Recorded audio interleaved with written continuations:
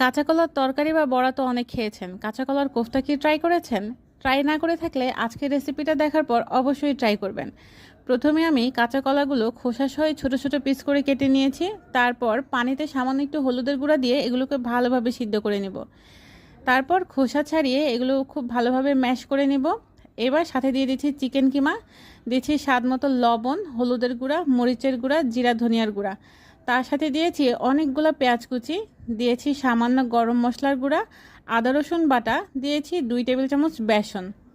এবার সব কিছু একসাথে খুব ভালোভাবে মিশিয়ে হাতে তেল মেখে বলের মতো করে বানিয়ে নিচ্ছি। এরপর প্যানে সামান্য তেল গরম করে কাঁচা কলার এই বড়াগুলো আমি প্রথমে ভেজে নিচ্ছি। এগুলো কিন্তু খালিই খাওয়া যাবে, কিন্তু না, আমি আবার রান্না করব। তার জন্য প্যানে দিয়েছি পেঁয়াজ বাটা। পেঁয়াজ বাটার সাথে আমি দিয়েছি আদা রসুন বাটা, দিয়েছি গরম মশলা আর দিয়েছি টমেটো কুচি। তারপর সব রকম গুঁড়া মশলা, লবণ, হলুদ, মরিচের গুঁড়া, জিরা ধনিয়ার গুঁড়া দিয়ে খুব ভালোভাবে কষিয়ে নিয়েছি। মশলার কাঁচা গন্ধটা চলে যাওয়ার পর আমি কাঁচা কলার কোফতাগুলো দিয়ে খুব ভালোভাবে কষিয়ে সামান্য একটু ঝোল দিয়েছি। তার উপরে দিয়েছি আস্ত কাঁচামরিচ আর ঝোলটা টেনে আসলে দিয়েছি গরম মশলার গুঁড়া। এত সুন্দর গ্রান বেরিয়েছে না।